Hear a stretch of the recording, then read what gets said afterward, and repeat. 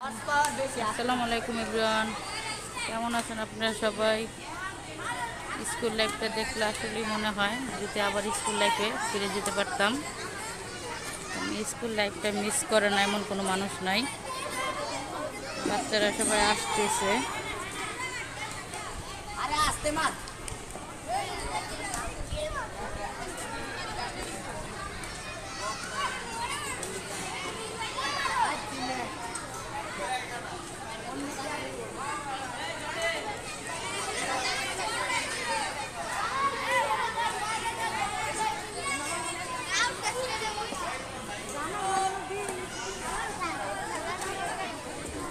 যে ভালো লাগতেছে, বাচ্চারা খেলাধুলা করতেছে।